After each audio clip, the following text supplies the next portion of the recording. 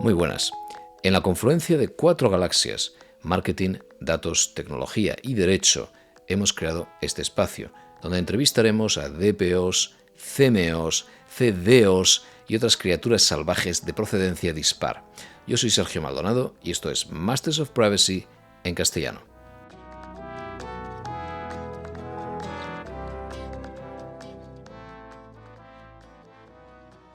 Muy bien, avanza enero y hoy vamos a hablar de la Data Act, del Reglamento de 2023 sobre normas armonizadas para un acceso justo a los datos y su utilización. Esta es la rúbrica en castellano. ¿Por qué? Porque formó parte en su día de esa traca de reglamentos que nos cayó a plomo, literalmente, que no sabíamos ni de dónde venían. No teníamos el Data Governance Act o el Reglamento de Gobernanza de Datos, la DSA, la DMA, venían poco después del Reglamento de Inteligencia Artificial. Y bueno, ante ese escenario muy a vista de pájaro, tratamos todo ello en bloque con Leonardo Cervera, secretario general del Supervisor Europeo de Protección de Datos. Esto ya en 2023. Pero claro, ahora resulta que ya entra en vigor la Data Act este año, en unos meses, tiene un impacto brutal, incluso promete, tiene posibilidades muy interesantes en este ámbito de agentes inteligentes que estos días están tan en boga, o tan en boca de todos más bien, y poca gente está preparada, tiene un solapamiento con el reglamento de protección de datos que hay que analizar. La Comisión Europea tampoco parece que ha hecho los deberes porque no están por ningún lado las cláusulas tipo que hayamos visto para incorporar a los contratos, como se prometía en el reglamento. Y total, ante este precipicio, o este mar de posibilidades, nos acompaña Ramón Bardat, que es abogado especializado en protección de datos y derecho de las TIC, incluyendo comercio electrónico, inteligencia artificial o ciberseguridad, en la oficina de Barcelona de Quatre Casas. También es autor de diversas publicaciones, docente y ponente, además de coordinar el capítulo de la IAPP en la Ciudad Condal, conjuntamente con Mónica Maiterman, que ya ha estado aquí con nosotros en el canal en inglés. Vamos a por ello.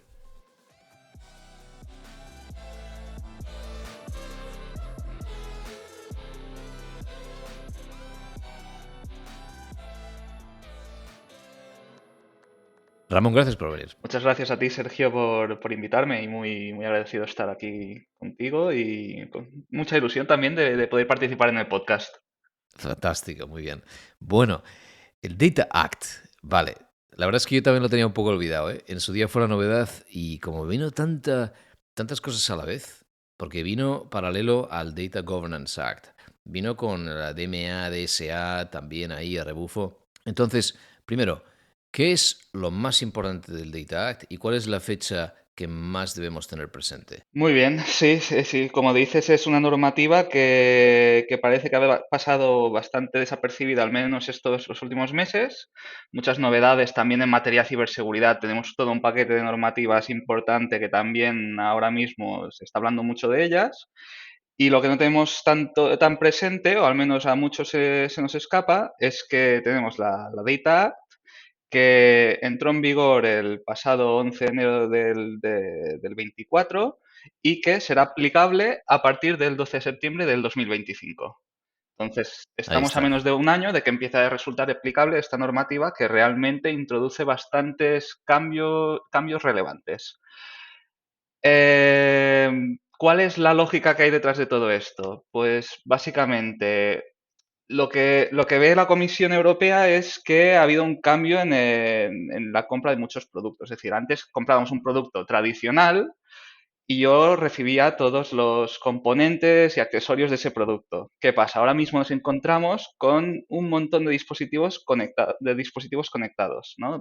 Por ejemplo, los más fáciles los de identificar en este sentido serían los que utilizan el Internet de las cosas.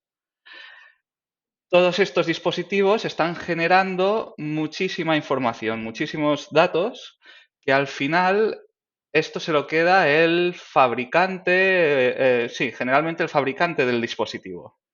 Y la Comisión Europea ha estimado que creo que han llegado a decir que en torno al 80% de todos estos datos llegan incluso a perderse, que no se están aprovechando como deberían aprovecharse. Entonces, lo que busca la Data Act serían dos cosas. Por un lado, generar una equidad, que digamos todos los participantes en el mercado puedan bajo ciertas reglas, ciertas directrices, puedan llegar a acceder a esta información que se está generando y que por lo tanto, con toda esta información, pues se pueda crear un mercado de los datos más robusto, más eficiente y que pueda proporcionar nuevas ideas, nuevas soluciones y más facilidades para los propios participantes del mercado, ya sean consumidores u otras empresas. Vale, y fecha fundamental ya lo has dicho. Tenemos entonces menos de un año Menos de un año. para cumplir.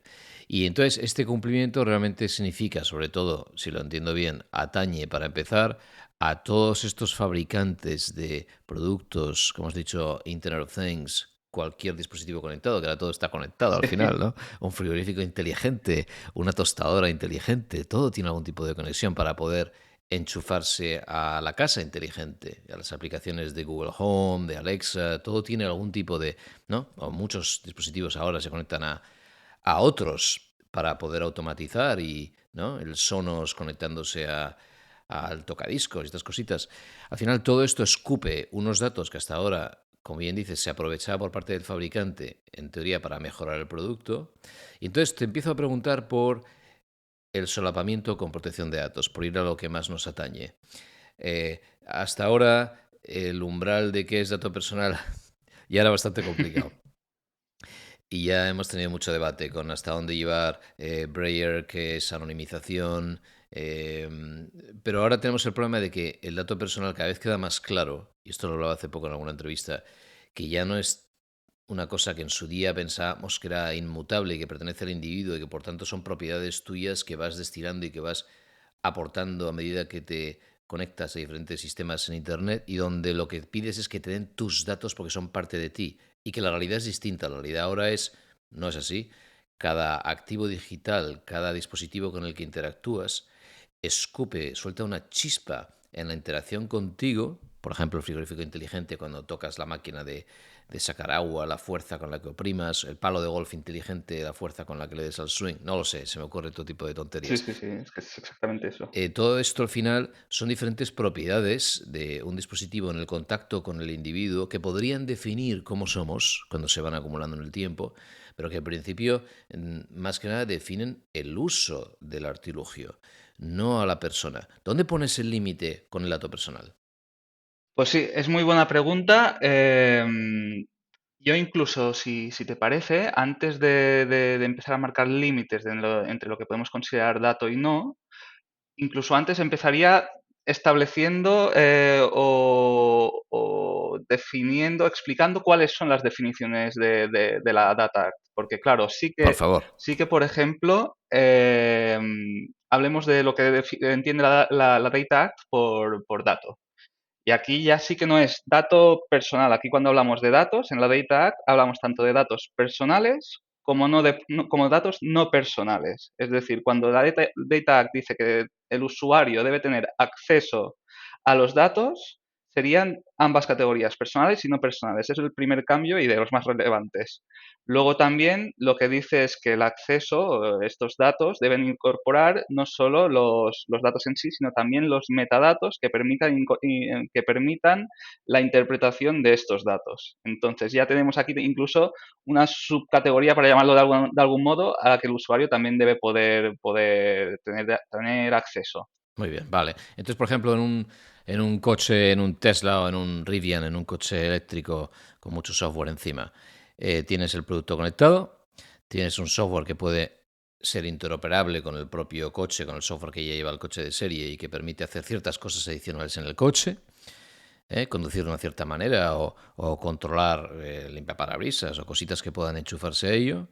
Tienes un usuario que puede ser cualquier persona que está conduciendo el coche y tienes a un titular que en este caso sería Rivian o sería Tesla, por ejemplo, en el mundo de coches eléctricos. Y entonces ahora nos enfrentamos a esta idea del solapamiento, ¿no? El usuario, entiendo que el usuario puede ser una persona jurídica, por tanto ya tenemos una diferenciación, pero cuando el usuario sea una persona Ujú. física, entonces Imagínate que nos encontramos en ese punto en el que decidimos que la forma en la que yo conduzco sí que me define y que por tanto debería ser protegida como dato personal, porque de forma única quedo identificado en la forma en la que conduzco o sencillamente porque está vinculado a cualquier elemento que ya es identificativo como la matrícula del coche o lo que sea, ¿no? Eh, ¿Qué hacemos ahí en ese punto de solapamiento? Vale, pues lo primero, lo que marca la Data Act es que entre el titular de los datos, podríamos hablar, por ejemplo, pues eso, el fabricante de ese vehículo y el usuario, en este caso, pues siguiendo el ejemplo que me ponías, la persona física propietaria de ese vehículo, pues lo primero que debe haber es un contrato. Y en ese contrato ahora se va a tener que regular los usos que, que el titular de los datos va a hacer de esos datos que obtiene del usuario, ¿no? De que a partir de cómo el usuario ha utilizado el vehículo. Porque ahora mismo sigue habiendo debate en torno a ello. La Comisión Europea, el grupo de expertos designados para diseñar entre otras cuestiones, las cláusulas contractuales tipo y los Model Contractual Terms relativos a la Data Act, una de las sesiones que ha hecho era precisamente sobre cómo se interrelaciona la Data Act con el GDPR y con la normativa de protección de datos, ¿no? Y sí que tenían muchas dudas, de hecho las dudas se hicieron públicas para discutirlas con los asistentes a estas sesiones y en base a todo el feedback recogido terminar de definir y de diseñar estas cláusulas, ¿no? En las que están trabajando y que prevén tener para más o menos mayo del 2025. La uña de caballo. Exacto. Sí, sí, sí. Porque esas cláusulas hay que incorporarlas a todos los productos. Es lo que vas a firmar como usuario. Al final entiendo que esto no va a ser más que otras cláusulas, otro contrato de adhesión. Sí, sí que en este caso ya han dejado claro que no son como las cláusulas contractuales tipo que conocemos en materia de protección de datos para las transferencias internacionales. No es un documento que sea rígido, que no puedas prácticamente modificar. No, no, Ah, no, no funciona igual. Es un documento son unas cláusulas orientativas, pero que claro, dada la materia bueno, de este nuevo reglamento, que al final tiene un alcance tan amplio, pues sí que serán bastante, al menos yo creo que serán bastante bien recibidas para poder obtener indicaciones y ver cómo funciona en la práctica este nuevo reglamento. Ellos ya lo han dicho, no son unas cláusulas que sean rígidas, sino que los distintos operadores, las distintas partes, ¿no? que deban suscribir estas cláusulas las pueden modificar y pueden quitar o pueden añadir lo que crean conveniente, aunque sí que con la coletilla, que ya lo han ido diciendo, que no lo recomiendan porque ellos sí que intentarán que estos modelos que publiquen sean lo más completos posibles y cubran todos los aspectos necesarios de la Data Act. Así que si solo cogemos, por ejemplo, un par de cláusulas de estos modelos que se publicarán, pues es posible que puedan quedar otras cuestiones desprovistas bueno, claro. sin estar cubiertas y entonces se corre el riesgo de que más adelante pueda haber algún problema por no haberlo previsto en su momento cuando se suscribió el contrato, por ejemplo, entre el titular el titular de los datos, ¿no? Volviendo al ejemplo que ponimos, el fabricante del vehículo y el usuario, el propietario, ¿no? del vehículo. Entonces ahora la primera cosa que veo ahí Ujú, es que hasta ahora el uso de cualquier dispositivo inteligente que yo veo en mi vida, ¿no? De todos los que se van multiplicando, como decía, empezando así por el coche y siguiendo por todo tipo de aparatos en la cocina, eh, todos estos aparatos tienen el televisor inteligente, es que todos te dicen cuando te registras, al principio hay un registro y un proceso, aceptación, condiciones, siempre más light aquí que en Europa, pero bueno, al final te van diciendo que van a utilizar tu dato de uso para mejorar el ujú. producto. Y esto cae fantásticamente bien, perfectamente bien, bajo interés legítimo. Y estamos con esto asumiendo que gran parte de los datos que se están recabando en el contexto de usar la herramienta, el producto, sí que van a quedar definidos como dato personal. Y que si fuera así, si fuera este el caso, no pasa nada porque tenemos el interés legítimo de la mejora de producto usando el dato a nivel estadístico y en agregado, como tantas veces se menciona, ¿no? Ujú. En el marco del reglamento. ¿Qué pasa? Que interés legítimo no da lugar a portabilidad. Solo nace la portabilidad del contrato y el consentimiento, ¿verdad? Entonces, ahora nos encontramos con un dilema, porque el Data Act da portabilidad. Acabamos de abrir esta puerta a que haya portabilidad para una base legal que nunca la tuvo. Pues es un muy buen punto porque sí, efectivamente, nos encontramos con que para la mejora del producto ahora mismo nos va fenomenal poder disponer de toda esta información y la base jurídica ya lo ha bueno, la propia comisión, sin llegarse a mojar mucho, ya lo ha dicho que cuando se compartan estos datos con terceros destinatarios, sí que es necesario que exista una base jurídica cuando este dato caiga dentro de la tipología de datos personales, pues sí que es necesario pues, que se dispongan de las bases jurídicas del artículo 6 del RGPD. Claro. Y aquí sí que lo ha dicho la comisión, que claro, no hay problema en el tratamiento del titular de los datos, ¿no? De esta persona física o jurídica por ejemplo, el fabricante del producto, el fabricante del coche, por ejemplo, ahí sí que ven la base jurídica fácilmente. También si el usuario es el que pide el acceso a esta información, pues al haber sido quien ha generado esta información, pues también se encuentra fácilmente la base jurídica. El problema es qué base jurídica aplicamos cuando se está accediendo, un tercer destinatario está accediendo a datos y estos datos incluyen datos personales. Y aquí sí que no se ha terminado de mojar la comisión. A mí se me ocurre, por ejemplo, sí que existe la opción de que el tercero destinatario suscriba cláusulas contractuales también con el titular de los datos.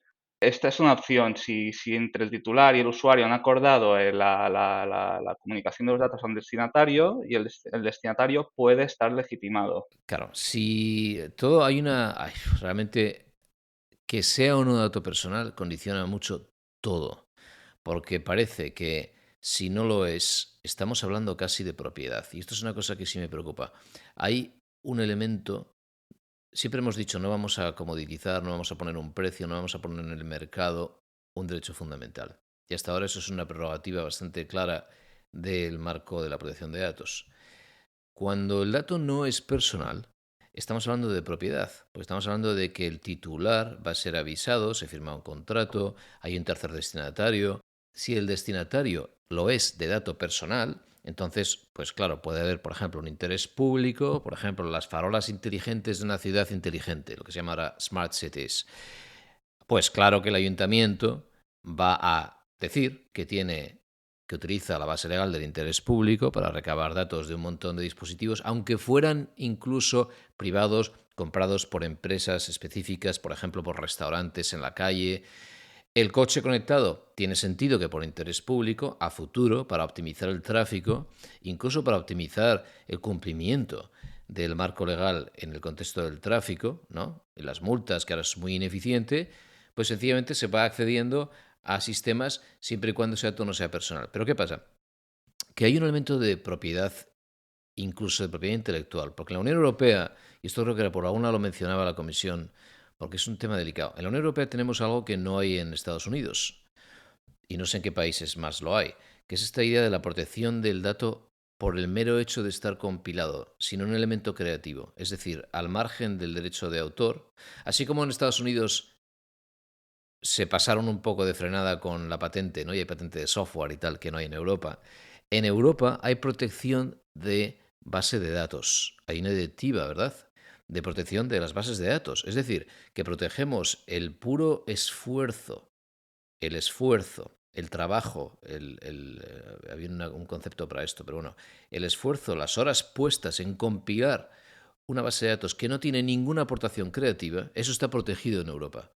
Y ahora estamos diciendo que estamos introduciendo una cierta limitación a este derecho de protección de un trabajo de compilación de datos, porque en teoría el titular, por tanto, el fabricante del coche o de la tostadora inteligente, ese fabricante ahora mismo tiene un montón de datos que se recaban en el contexto del dispositivo que nos ha vendido y que van subiéndose a su propia nube y estamos diciendo, no, perdona, eso no eres el único destinatario exclusivo de ese dato, porque se genera en el choque, en la interacción con un usuario y ese usuario le está dando forma a tu producto, lo está mejorando y ahora queremos abrir ese melón y combinar, por tanto, un elemento de competencia, vamos a permitir que terceros actores edifiquen sobre ese dato y construyan más cosas, un elemento de, bueno, de agencia y de control personal, sea o no dato personal, para que el individuo sienta que puede en su esfera privada llevarlo a otro lado, como una especie de gigantesco if this then that, si te suena esa aplicación, ¿no? De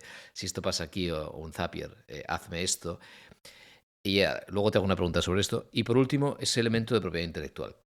Entonces, ¿tú cómo ves esa parte de que haya un riesgo de que estamos comoditizando el dato y que por tanto, y esta es mi pregunta después de tanto rollo que te he soltado, mi pregunta es, la diferencia es abismal entre lo que hacemos cuando vemos que hay un dato que consideramos personal y cuando nos vamos por el lado de un dato que parece propiedad?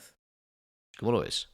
Es muy buen punto y de hecho una primera cuestión también que no hemos comentado cuando hablábamos de las definiciones y hablábamos de qué se considera un dato, ¿no? Que decíamos dato es tanto personal como no personal, pues también hay otro filtro que es que los datos sujetos a la Data Act son aquellos datos brutos o preprocesados. Es decir, Sí. caen fuera del alcance de la Data Act aquellos datos que ya sean derivados o inferidos de la información que ha podido recoger el titular de los datos. Si el titular de los datos ha tratado esa información recogida mediante los sensores, por ejemplo, del vehículo, de la maquinaria industrial, para cambiar el ejemplo, ¿no? Del vehículo y buscar otro, o de dispositivos médicos que se estén utilizando. Si esa información que se haya recogido se ha pasado por filtros que tiene el titular de los datos, por ejemplo, se ha pasado por algoritmos, se ha tratado esta información y ya no se puede considerar dato bruto o preprocesado, pues entonces esta información ya cae fuera de la Data Act. Esta información ya no me la puede pedir el usuario o un tercero destinatario en nombre del usuario. Entonces, esta es una primera cuestión importante porque se abre otro melón aquí, que es cuando consideramos que el dato deja de ser bruto o preprocesado y ya pasamos a considerar que es un dato, pues eso, un dato inferido o derivado de esa información que se había recogido en un primer momento. Y aquí tenemos un primer ejercicio de determinar cuándo estamos en un supuesto o en otro, que será interesante. Esto ya lo hemos vivido. Ahora, con portabilidad ¿Correcto? en medios sociales, cuando decíamos que es que te voy a hacer el cómputo de los likes en un Instagram y es el puro evento, el timestamp, que en ese día se hizo like a esa entrada, o es que yo ya hago un mínimo esfuerzo de comprensión solo por la pura necesidad de almacenarlo de forma lógica, incluso a veces por privacidades del diseño. Hago una mínima agregación. Aplico, no sé, un key anonymity, lo guardo en cubos. Entonces, ese puro esfuerzo que me impone la ley, automáticamente por estar impuesto por la ley como salvaguarda por minimización en el recabado o en el almacenamiento, ahora me está suponiendo que te tengo que dar el siguiente nivel de abstracción, porque el nivel más básico ya no existe. ¿Eso se considera ya inferido o tratado? Pues esto tendrá que decidirlo alguien en Luxemburgo, a saber. Correcto, sí, sí, sí. Pues también una cuestión muy importante es cómo proporcionar este acceso. Aquí también ya está el aspecto práctico de, bueno, cómo como usuario yo puedo llegar a tener esta facilidad de acceder a esta información. Y esto también es importante porque aquí lo que sí que ha comentado es la Comisión Europea también, por ejemplo, publicó unas FAQs, un documento de preguntas y respuestas, donde incide más en este tema, porque sí que en la Data Act pues, no quedaba tan claro.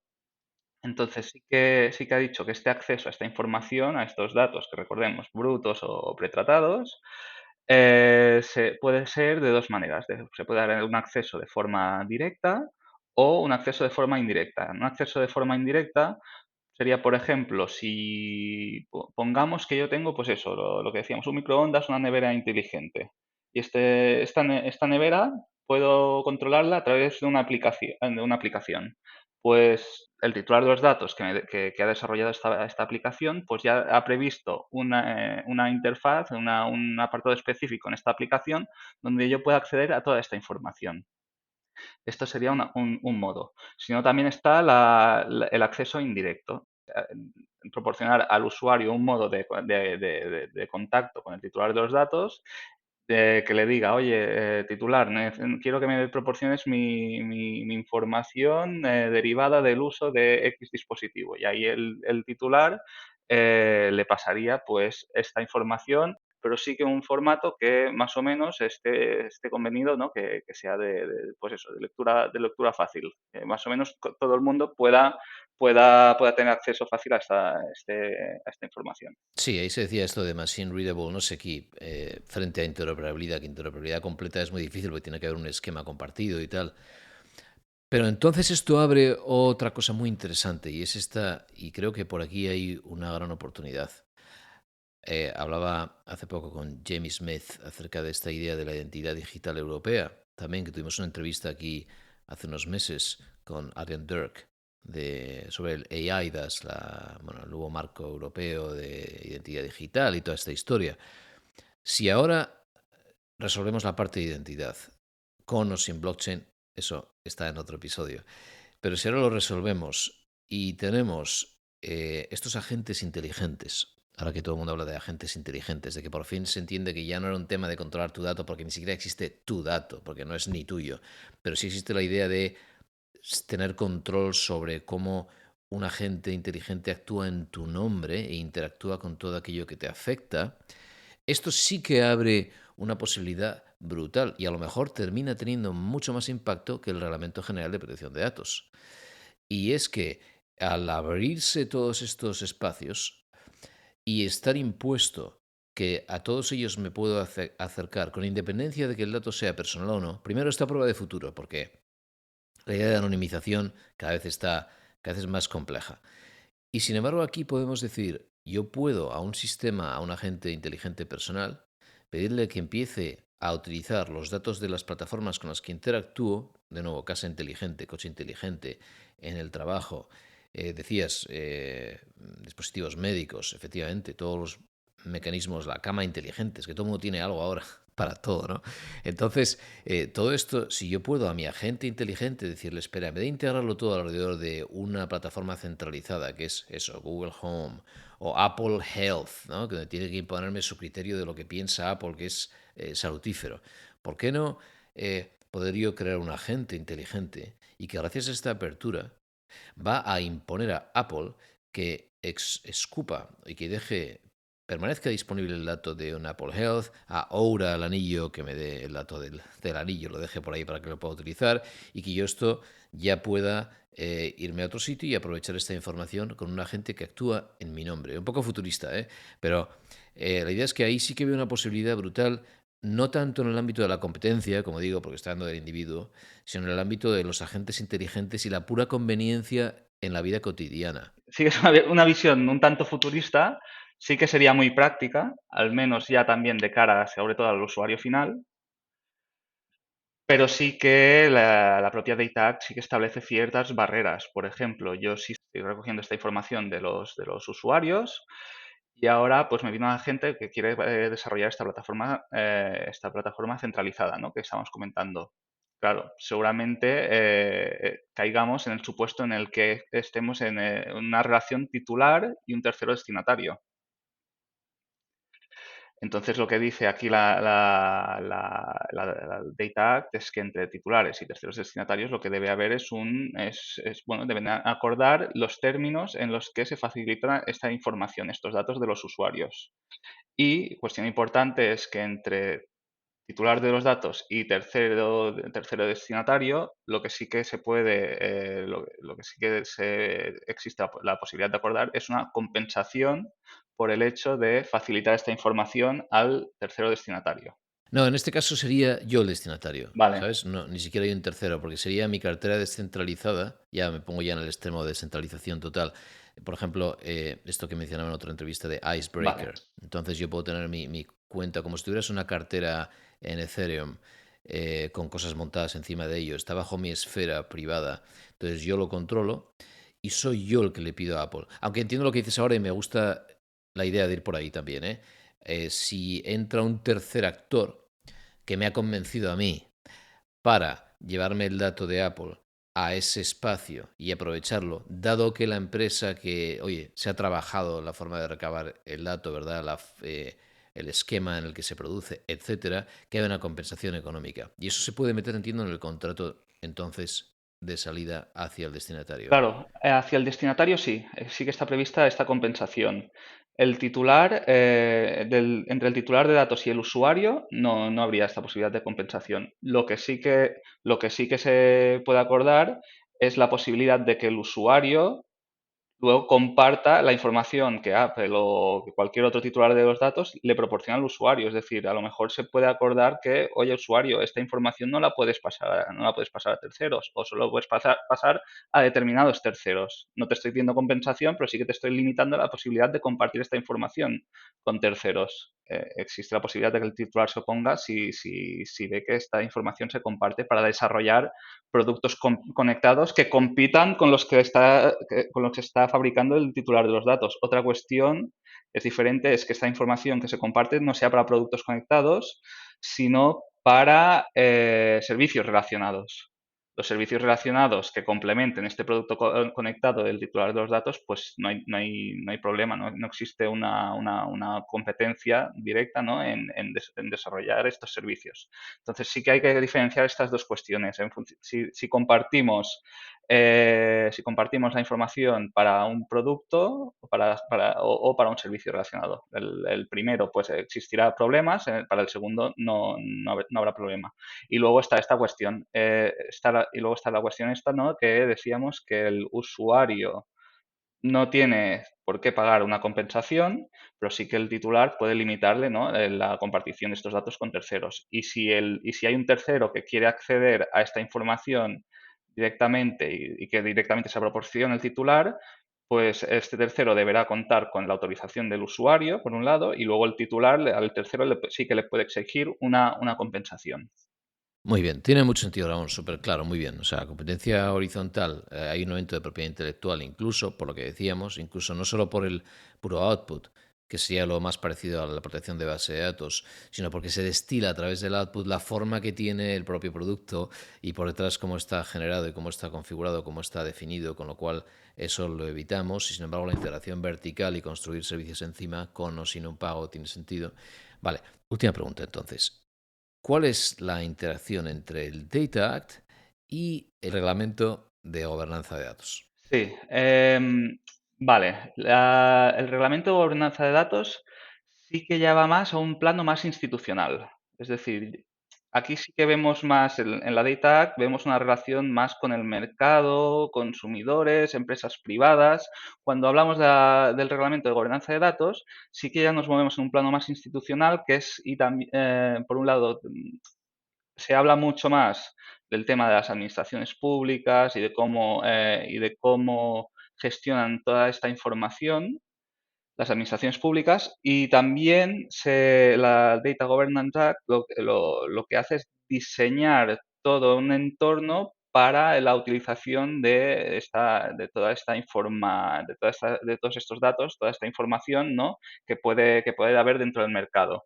Entonces, un punto de contacto entre ambas normativas, la Data Governance Act y la Data Act, es sobre todo, por ejemplo, para el espacio, los espacios de datos. Y es uno de los ejemplos más claros, ¿no? Nos encontramos que la Data Governance Act pues, establece cómo los requisitos que deben cumplir estas estructuras, estos espacios comunes europeos de datos, y luego la Data Act lo que establece pues, es eso, es los requisitos o las formas sobre cómo los sujetos pues, pueden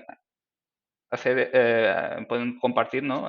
Pueden cumplir con esta obligación de interoperabilidad a través de estos espacios.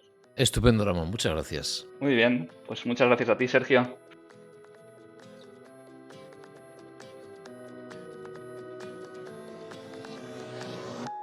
Hasta aquí hemos llegado hoy. Síguenos en Blue Sky y en el perfil de Masters of Privacy verás un Starter Pack con las cuentas de toda la gente que ha participado aquí hasta la fecha. También puedes consultar las notas del episodio en mastersofprivacy.com. Y si te apetece, puedes seguirnos en LinkedIn, donde hay un canal específico de Masters of Privacy con materiales complementarios y algunos esquemas o chuletas ilustrativas de vez en cuando. También puedes enviarnos sugerencias para futuras entrevistas. Todo ello, bienvenido. Gracias y hasta la próxima.